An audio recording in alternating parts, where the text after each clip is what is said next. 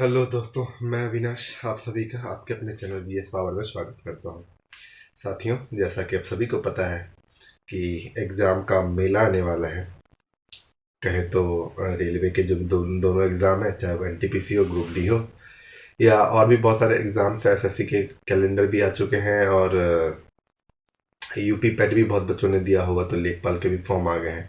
इन सभी में एक जीएस को एक चैलेंज की तरह देखा जा रहा है। अब वो टाइम नहीं रहा कि आप मैथ और रीजनिंग में के दम पे आप पेपर तो निकाल सकते हैं, लेकिन आप सिलेक्शन ले जाओगे। तो जीएस को लेके मैंने जो पिछले 1-2 साल में जो काम किया है, जिससे मुझे फ़ायदा मिला है, चाहे वो एनटीपीसी हो, चाहे वो यूपी पैट का एग्ज़ाम रहा हो, चाहे मैंने और भी एग्ज़ाम क्लियर किए हैं, यूपीएसआई, बिहार एसआई और यूपीएसआई में भी मेरे सही नंबर रहे।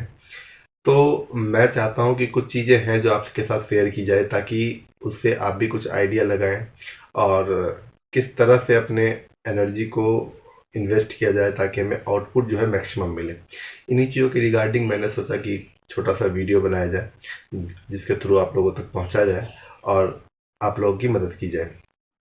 साथ ही मैंने जीएस को लेके थोड़ा सा एनालाइज किया है, खासकर दो पेपर को लेके। एक तो हमारा रेलवे एनटीपीसी, और दूसरा जो हमारा है वो लेखपाल। लेखपाल नहीं बोलो, आप ओवरऑल जीएस बोलो, चाहे आप वन डे किसी भी एग्जाम में बैठ जाओ, उन चीज़ों को आप देख लो। तो बेसिकली जो मैं बात करूंगा इस पर एनटीपीसी वालों के लिए बात करूंगा। एनटीपीसी वालों, बड़े ध्यान से समझना टॉपिक को, किस तरह से पढ़ना है, कितना डीपली पढ़ना है, किस तरह से। आप देखो, आपके पास टाइम तो है नहीं ज़्यादा। अब टाइम आपके पास मैक्सिमम 35 दिन है, 5 दिन तो भूल जाओ, क्योंकि जब एडमिट कार्ड आने स्टार्ट हो जाते हैं ना, तो एक दूसरे से पूछने में निकल जाता है, तेरा क्या चल रहा है, क्या तेरा क्या स्कोर चल रहा है, तो कौन सा मॉक टेस्ट लगा है, क्या करे नहीं करे। 10 तरह की बातें आ जाती है, और ये ह्यूमन नेचर है, सबके मन में आता है। आपके मन में भी आता होगा, मेरे मन में भी आता है। तो आप मोटा मोटी मान के चलो कि आपके पास 30 दिन बचा हुआ है। 30 दिन में आपने अब तक जो पढ़ा उसका रिवीजन कैसे किया जाए, कुछ नया उसमें कैसे ऐड किया जाए। और दूसरी बात है कि दो चीज़ें जो मेरी तैयारी रही है, उसके लिए जो दो सबसे महत्वपूर्ण इंपॉर्टेंट चीज़ है, उस पर भी बात करेंगे। पहली बात कि आप प्रीवियस ईयर को ना भूलें, प्रीवियस ईयर जरूर पढ़ें। कैसे पढ़ना है वो चीज़ें मैं बताऊंगा आपको। दूसरी बात, आपका एक रेफरेंस बुक होना चाहिए। जीएस के लिए पढ़ रहे हो, कोई सी बुक पढ़ रहे हो आप, एक रेफरेंस बुक होना चाहिए। आप ज़्यादा बुक बुक पे मत भटको। जो भी आपने पढ़ा मान के चलो वो सबसे बेस्ट है, और उसी से पेपर आने हैं, ये कॉन्फिडेंस आपके अंदर होनी चाहिए। तीसरी बात कि जो बुक आपने पढ़ा है उसको अब कम समय में रिवीजन कैसे करना चाहिए। चौथी बात, जब आप रिवीजन करो तो किस पॉइंट पे ज़्यादा टाइम देना है, किन चीज़ों को बस एज ए, एक होता है ना, आप देखो और निकलो, उस पर ज़्यादा टाइम नहीं देना। वो सारी चीज़ें मैं इस बात में बताऊंगा। दोस्तों, मैंने जो बुक पढ़ा है मैं आप लोगों को फ्रेंकली बताना चाहूँगा, वो लुसेंट की बुक है। आप बोलोगे तो मैं उसको दिखाऊंगा भी, मैंने किस तरह से पढ़ा है, किस तरह से काम किया उस पर। तो मैं उसको फॉलो करता हूँ। साथ ही मैंने प्रीवियस ईयर को भी देखा है, जितने भी एनटीपीसी के प्रीवियस ईयर रहे हैं, तो आपको उससे ये आइडिया लग जाता है कि कहाँ से क्वेश्चन आ रहे हैं। देखो, बहुत सारे यूट्यूबर्स हैं, बहुत सारे पढ़ाने वाले, मैं देखो किसी की बुराई नहीं कर रहा, लेकिन कभी कभी क्या होता है ना कि अपने व्यूअर्स को बढ़ाने के चक्कर में, अपनी फॉलोइंग को बढ़ाने के चक्कर में बच्चों को ट्रैक से भटका देते हैं। वो चीज़ पढ़ाने लग जाते हैं ना, जहाँ पे आप इन्वेस्ट कर रहे हो अपने 5 घंटे, और हो सकता है 1-2 क्वेश्चन आए, ना भी आए। और वो ऐसे टॉपिक होते हैं, आ भी जाए ना तो उसकी कोई श्योरिटी नहीं होती है कि आप उस चीज़ को टैकल कर पाओगे। तो आने वाला जो 30 दिन है उसमें आप अपनी एनर्जी को वहाँ पे इन्वेस्ट करो जहाँ पे आपको मैक्सिमम आउटपुट मिले। उन टॉपिक्स को कवर करो जहाँ से आप ये कह पाओ कि हाँ, यहाँ यहाँ से अगर क्वेश्चन आएंगे तो ये मेरे हो जाएंगे। अब बात समझ रहे होगे मैं क्या कहना चाह रहा हूँ। तो मैं टॉपिक बाय जाऊँगा, जो किस चीज़ को कैसे टैकल करना है। तो साथ ही सबसे पहला जो इम्पोर्टेंट सेक्शन है, करंट अफेयर। देखो साथ ही इसमें जीएस में 50 क्वेश्चन आने हैं, आप जानते हो 50 क्वेश्चन आने हैं, तो आप ये मान के चलो कि 10 से 12 क्वेश्चन। देखो, कुछ चीज़ें ऐसी होती है जो करंट के भी होते हैं, स्टैटिक के भी होते हैं, है ना। तो एनटीपीसी कभी कभी क्या करता है ना कि कुछ करंट की चीज़ों को स्टैटिक में गिन लेता है, क्योंकि वो स्टैटिक का पार्ट बन जाता है। जैसे नेशनल पार्क से रिलेटेड कुछ चीज़ें हो गई, वाइल्ड लाइफ सेंचुरी हो गया, आपके जो आर्द्र भूमि करके आती है वो हो गया, रामसर साइट्स हो गए। ये सारी चीज़ें जो होती है ना, वो कभी ऐसे स्टैटिक में भी आ जाता है, और कुछ चीज़ें इससे रिलेटेड न्यूज में भी होती है तो वो करंट अफेयर में भी काउंट हो जाता है। तो आप मोटा मोटी ये मान के चलो कि जो स्टैटिक और करंट अफेयर का जो पोर्शन होगा वो लगभग 15 से 20 क्वेश्चन का होगा। तो आप इसको ऐसे नहीं कर सकते कि आप लास्ट के 10 दिन 5 दिन पढ़ लेते हो और इससे आपका हो जाना है। तो इस पे आपकी प्लानिंग होनी चाहिए कि आपको कितने टाइम के करंट अफेयर पढ़ने हैं, स्टैटिक के साथ कैसे डील किया जाए, और कितना टाइम इन पे देना देना चाहिए। मैं बता रहा हूँ, आप रोज अभी भी सिर्फ एक महीने बचे हुए हैं, आप 1 से 1.5 घंटे इस पोर्शन पे दो।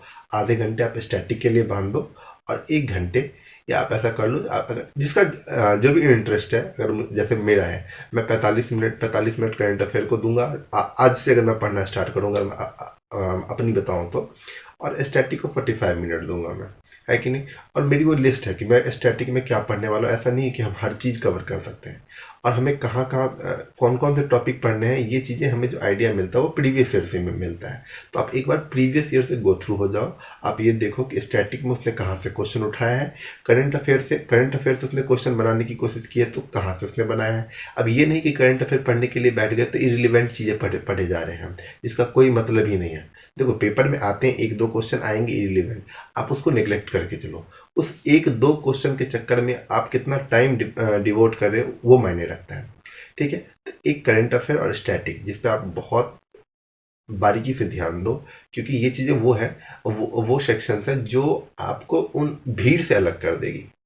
बात समझ रहे हो? देखो, एक अभी तक CBT 1 तो आप जानते हो कि जो भी बच्चे पास होंगे ना, तो वो थोड़े से बच्चे तो है नहीं कि 200 बच्चे 500 बच्चे पास होंगे, 2 गुना बच्चे पास होंगे, नहीं, 20 गुना बच्चे पास होंगे। अब जब ये 20 गुना बच्चे जब जाएंगे ना CBT 2 देने के लिए, तो यहाँ पे जब मेरिट की बात आएगी तो 1-2 नंबर ही बहुत कुछ डिसाइड कर देगा। आपकी एक्यूरेसी बहुत कुछ डिसाइड कर देगा। 2 क्वेश्चन आपने गलत कर दिए, उसके भी उतने ही सही हैं, आपके भी उतने ही सही हैं, लेकिन आपके 5 गलत ज़्यादा है, आपकी एक्यूरेसी अलग हो जाएगी, आपको नॉर्मलाइजेशन उस हिसाब से नहीं मिलेगा। तो मेरा कहने का मतलब ये है कि ये चीज़ें जो है, जो सेक्शन मैंने बताया, एक स्टैटिक और दूसरा आपका करंट अफेयर, ये आपको भीड़ से अलग कर देगा। तो इस पे गौर करेंगे। दूसरी बात, जो आपके जीके जीएस के सेक्शंस हैं, तो उसमें हर एक सब्जेक्ट को डील करने का अपना एक तरीका होना चाहिए। अब मैं मेनली हिस्ट्री की बात करूंगा। तो आप देखोगे, जब प्रीवियस ईयर आप पढ़ोगे तो आपको पता है कि हिस्ट्री की इंपॉर्टेंस बहुत ज़्यादा है। 4 से 5 क्वेश्चन, इससे ज़्यादा भी क्वेश्चन आ सकते हैं। उसमें आप देखोगे तो सबसे पहले 3 सेक्शंस हैं। एक हमारा एंशियंट हिस्ट्री है, प्राचीन भारत है, मध्यकालीन भारत मेडिवल है, और अपना मॉडर्न है कि नहीं। अब जानते हैं तीनों में से क्या इंपॉर्टेंट, तो हर कोई बच्चा जानता है कि हमें मॉडर्न पे ज़्यादा टाइम देना है।